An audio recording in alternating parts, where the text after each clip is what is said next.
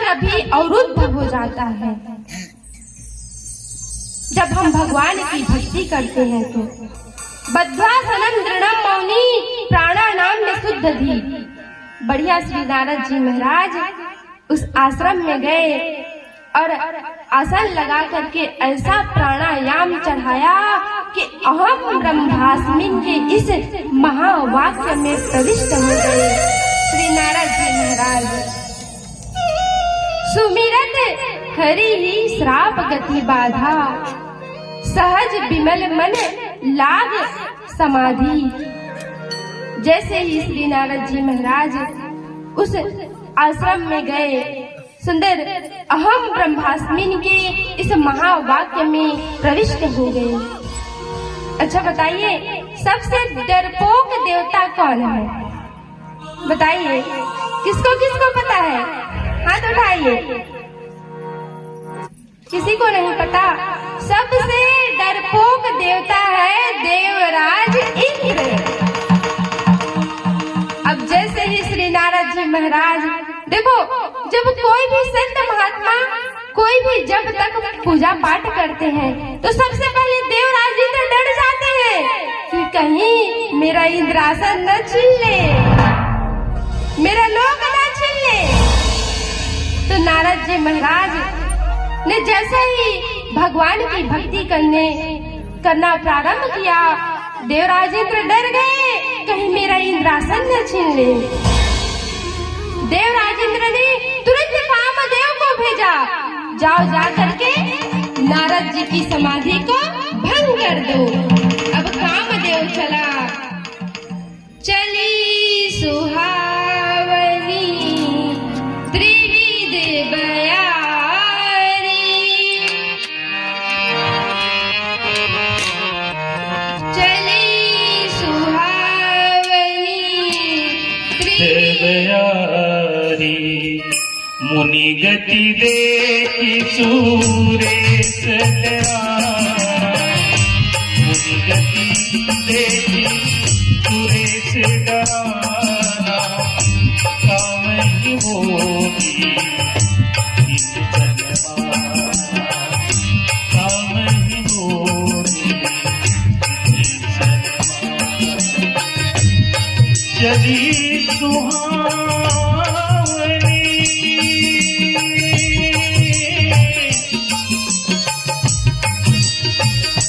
चली सुहावनी त्रिविध बयारी, काम कृतानो बढ़ावनी हारी, काम कृतानो बढ़ावनी हारी। रंभादिक सुर नारी नवीना, रंभादिक सुर नारी नवीना, सकल समर कलावीना, सकल असमर कलावीना।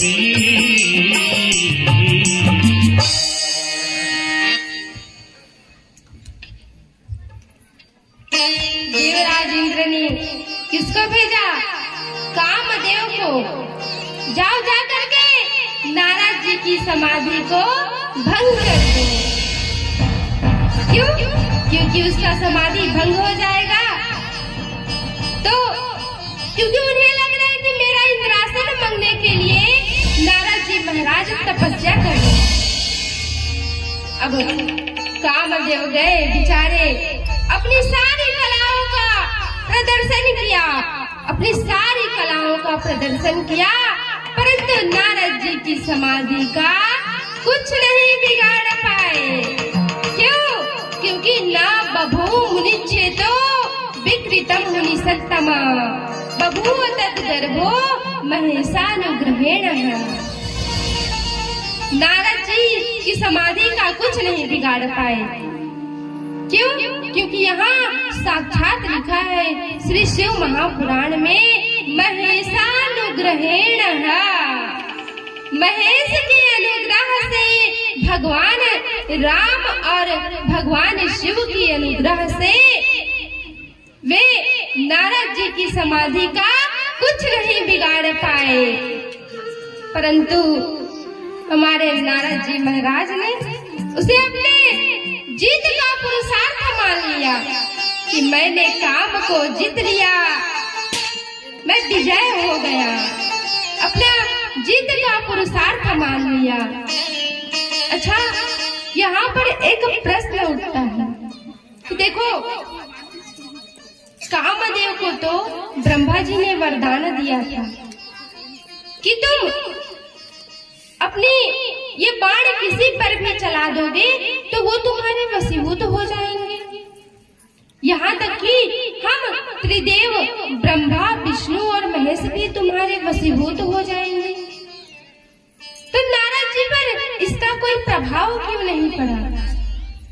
देखिए, क्योंकि जिस गुफा में नारद जी महाराज तपस्या कर रहे हैं, ये वही गुफा है जिस गुफा में पूर्व काल में भगवान भोलेनाथ ने कामदेव को जला करके भस्म कर दिया था। इसलिए इस गुफा में काम की कलाओं का कोई प्रभाव नहीं पड़ा। ये तो पहला। अब देखिए, जो भगवान की भक्ति करेगा वो क्या काम का ध्यान में लगेगा? बताइए, जो भगवान की भक्ति करेगा वो काम की ध्यान में लगेगा? नहीं ना। उसी प्रकार देखिए, एक उदाहरण, हमारे सामने अगर कोई 56 प्रकार के भोजन लाके रख दे, बढ़िया चकाचक रसगुल्ले, मालपुए, अब बढ़िया 56 प्रकार के भोजन खा के पेट टनाटन। अब उसके बाद कोई डलिये में गुड़ लेके आए और कहे, महाराज थोड़ा इसको भी चख करके बताओ, इसका भी थोड़ा भोग लगाओ, तो कहोगे तो क्या उस डलिये के गुड़ को आप खाओगे? अरे पहले से ही चकाचक रसगुल्ले और मालपुए खा लिए हो, तो क्या उस डलिये के गुड़ को खाओगे? उसी प्रकार नारद जी महाराज भगवान की ध्यान में लगे हुए हैं, तो वो क्या कभी काम का ध्यान करेगा? देखिए, नारद जी महाराज और हमारे भगवान नारायण तो 100 करोड़ कामदेव से भी सुंदर है।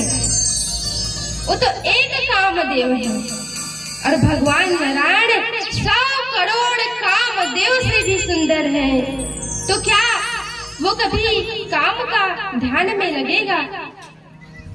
अब समझ गए कामदेव कि अब नारद जी के भीतर प्रविष्ट हुआ जा सकता है। अब लग गए कामदेव प्रशंसा करने नारद जी महाराज के। बोले, अरे नारद जी, मैंने आज तक एक से बढ़कर एक योद्धाओं को देखा, परंतु आपके जैसा योद्धा मैंने आज तक नहीं देखा। अरे आप तो भगवत तुल्य हो गए, साक्षात भगवान के समान हो गए। आपने मुझे जीत लिया, काम का जीत लिया, काम को जीत लिया। अब नारद जी महाराज कहते, क्या बात कर रहे हो? कामदेव कहते हैं, बिल्कुल सत्य बोल रहा हूँ, आपने तो मुझे जीत लिया, काम को जीत लिया। भगवान भोलेनाथ ने काम को जीता था, मुझे जीता था, परंतु क्रोध में आकर के उसने मुझे भस्म कर दिया। तो काम को जीता था, परंतु क्रोध को तो नहीं जीता था। और आपने तो काम को भी जीत लिया और क्रोध को भी जीत लिया और लोभ को भी जीत लिया। आपने ये जो 3 प्रबल शत्रु है, आपने इन तीनों को जीत लिया। अब नारद जी महाराज को हो गया अभिमान। बोलो भक्तवत्सल भगवान की जय। हर हर महादेव।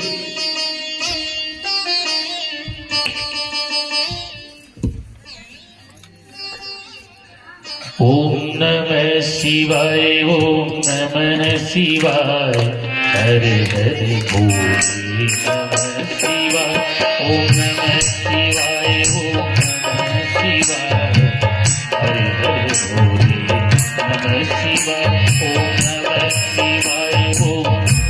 शिवाय ओम नमः शिवाय हरे हरे बोले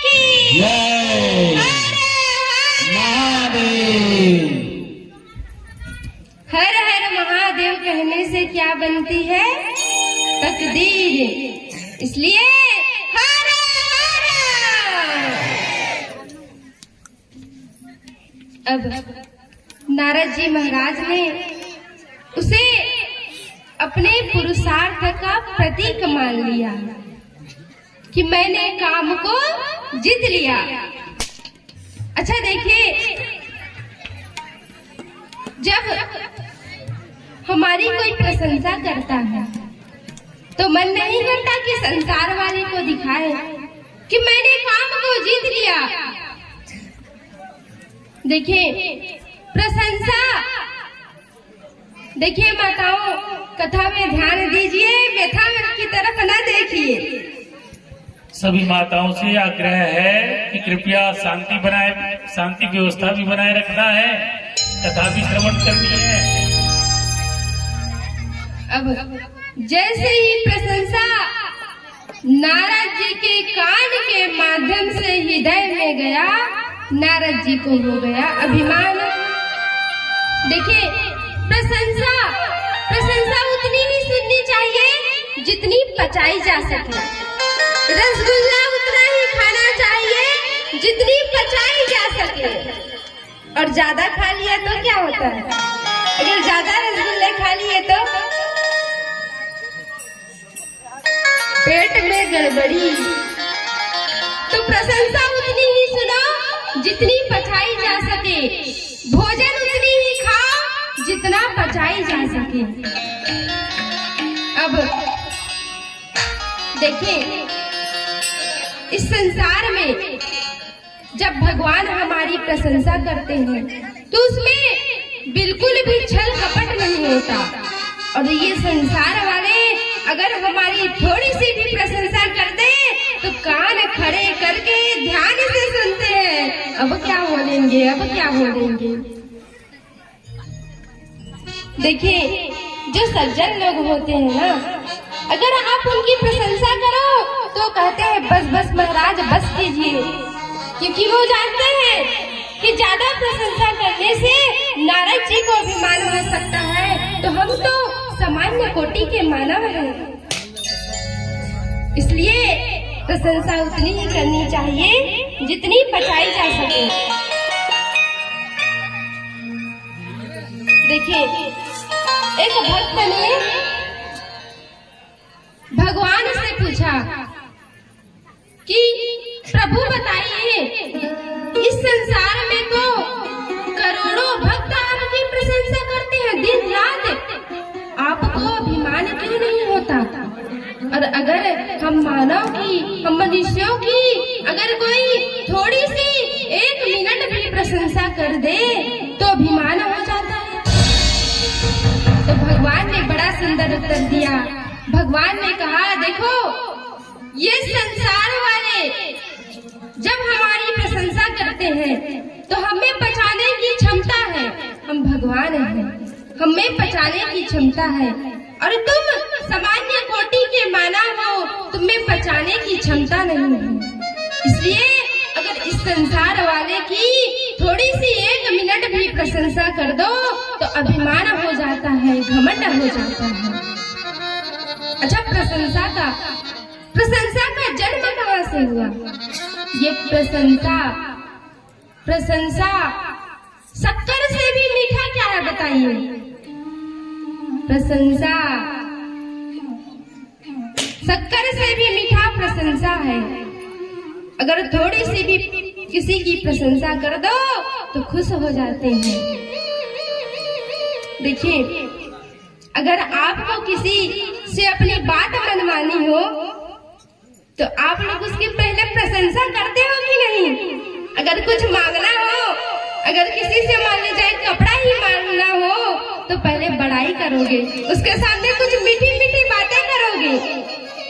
अगर किसी के सामने 100 रुपए पैसा मांगना है तो आप लग जाओगे प्रशंसा करने, महाराज आप तो राजा बलि के समान दान दे रहे हो, आप तो बड़े बड़े धनवान हो, आप तो बढ़िया सभी को दान देते हो।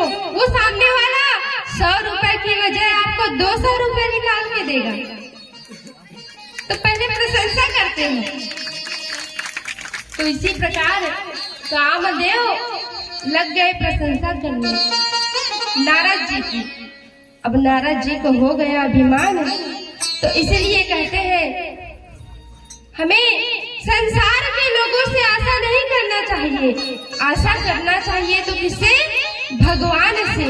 तभी तो कहते हैं संसार के लोगों से आशा न किया करना। संसार के लोगों से आशा करना, संसार के लोगों से आशा किया करना, संसार के लोगों से आशा किया करना, संसार के लोगों से आसान किया करना।